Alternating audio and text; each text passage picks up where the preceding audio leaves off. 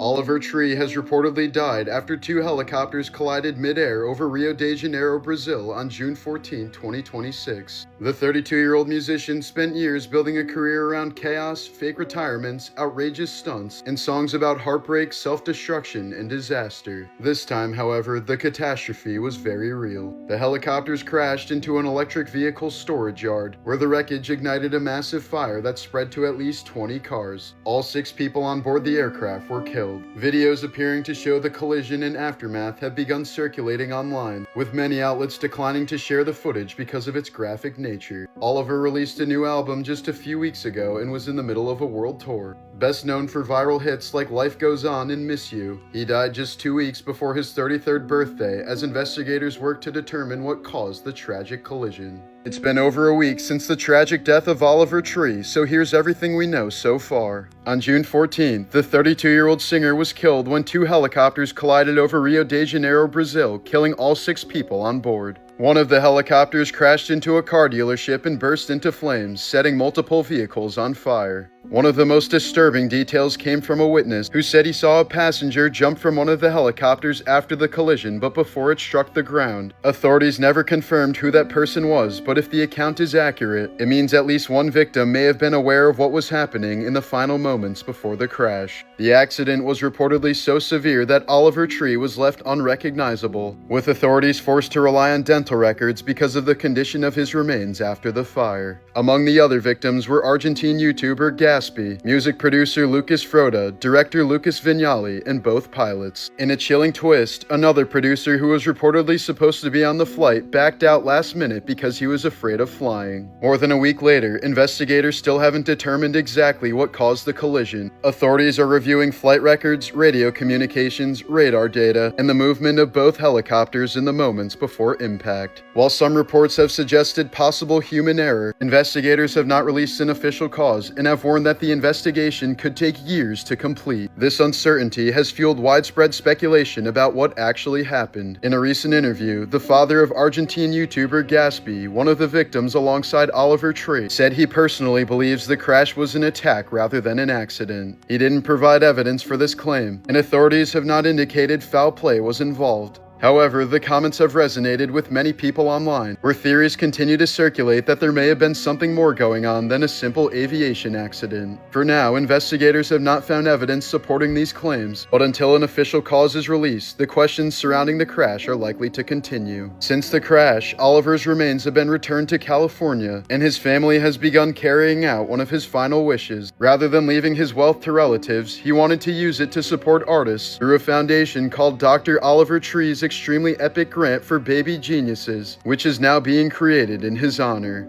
Here's some incredible footage of something you never see after a major sporting event. Thousands of fans voluntarily staying behind to clean the stadium. These spectators had just finished watching Japan play, but instead of heading for the exits, many remained in the stands collecting trash and wiping down their sections. The tradition is deeply rooted in Japanese culture, where cleaning shared spaces is often viewed as a basic responsibility and a sign of respect for others. In Japan, many students even help clean their own schools instead of relying on janitors. The result is scenes like this, where entire sections of a packed stadium are left looking almost untouched long after the final whistle.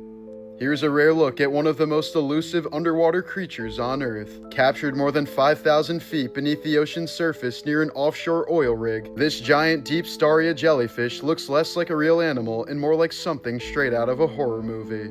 Its enormous translucent body and dark ghostly appearance have led many people to compare it to a Dementor from Harry Potter.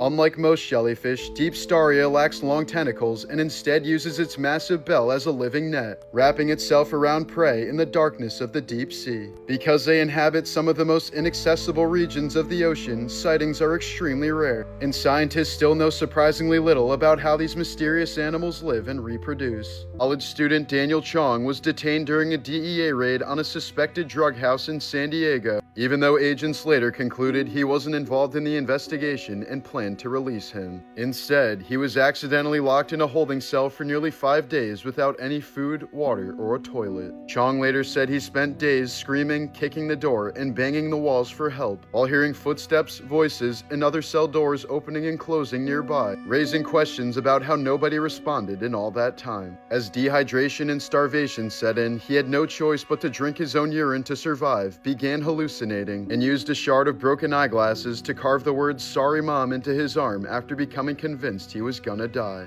By the time agents finally found him, he was suffering from kidney failure, severe dehydration, and other life-threatening complications before eventually receiving a $4.1 million settlement from the DEA. He became one of the most recognizable faces on television through his high-energy infomercials for products like OxyClean and Mighty Putty. But in June of 2009, just days after the shocking death of Michael Jackson, Mays was found dead in his Florida home at age 50, adding to a string of high-profile celebrity deaths that dominated headlines that week. Initial reports suggested a rough airplane landing the day before may have caused a fatal head injury, but an autopsy later found severe heart disease to be the primary cause of death, with cocaine listed as a contributing factor. His sudden death marked the end of one of television's most recognizable faces and voices. During Liberia's brutal civil wars from 1989 to 2003, many fighters believed ritual magic could make them bulletproof and marched into battle wearing wedding dresses, wigs, fairy wings, Halloween masks, and other bizarre costumes. Some commanders even performed rituals involving animal sacrifices, charms, and amulets they thought would protect their troops from gunfire. The superstition, of course, offered no real protection, and thousands of combatants, many of them child soldiers, were killed, mutilated, or left traumatized as the conflict claimed an estimated 250,000 lives, displaced more than 1 million people, and left the country devastated for years. This was the moment a jogger suddenly shoved the woman into the path of an oncoming double-decker bus and then kept running. Footage from London's Putney Bridge shows the woman being pushed directly into traffic just seconds before the bus reached her. Miraculously, the driver swerved just in time, missing her by inches and preventing what could have been a horrific death.